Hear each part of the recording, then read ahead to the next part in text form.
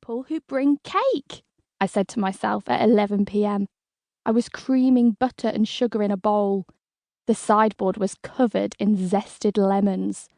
A lovely lemon and cream sponge. By bringing cake, I will become associated in their minds with cake, and they will think favourably of me, future employee. At the time, I was heavily under the influence of the autobiographies of actress, comedian, and writer Maureen Lipman. Imagine a Carol Burnett who spent most of her life telling amusing anecdotes on NPR. Lipman seemed to spend all her time giving her friends and colleagues in the media gifts, engraved lockets, bunches of flowers, thoughtful chocolate selections. We didn't have any kind of cake box or cake tin for transportation down to London, so I put the sponge into a small red suitcase I'd recently bought from a tag sale and went to bed.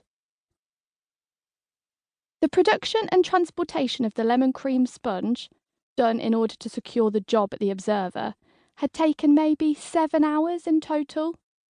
This was 6 hours and 58 minutes more than I had spent time thinking about the actual job.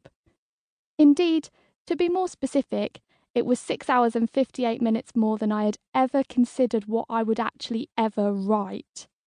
So here I am, the next day, in London, getting off the coach at Victoria Station wearing a gigantic hat to make me look thinner, and carrying a lemon sponge in a suitcase.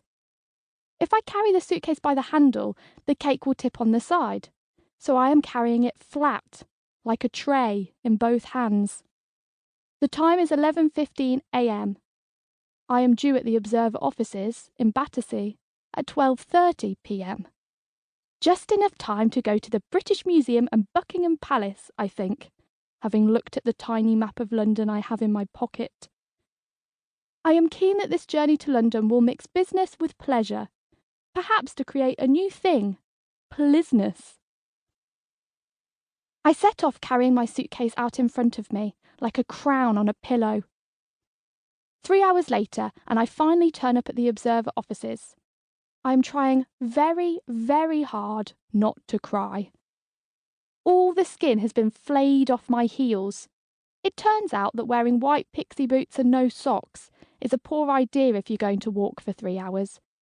I am soaked in sweat, utterly mortified, and newly enlightened as to the scale of capital cities. When I woke that morning, I had no idea things were so far apart in London.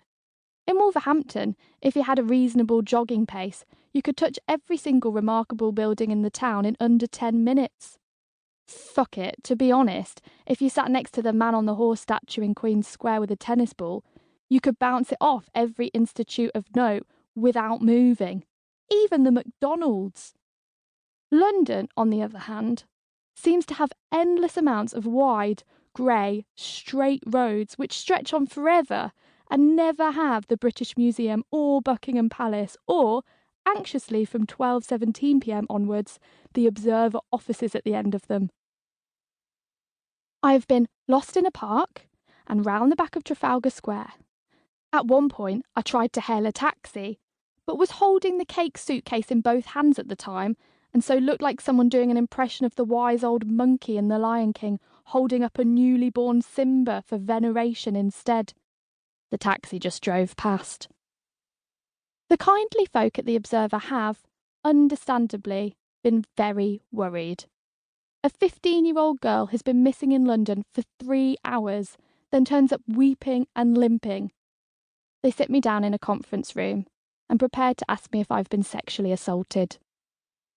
I really wanted to see the British Museum's collection of cuneiform tablets, I say, trying to satirise the idea of someone being so nerdy they kept the deputy editor of The Observer waiting for a job interview. Unfortunately, they think I'm being totally truthful and try to make me feel better by talking about their favourite exhibits. A conversation I can't join in on, as, obviously, I never made it to the British Museum. The only museum I've ever been in is the one at Bantock House in Wolverhampton, where they have a castle made of foil candy wrappers. It is a very good castle. Shiny. I tell them about the castle.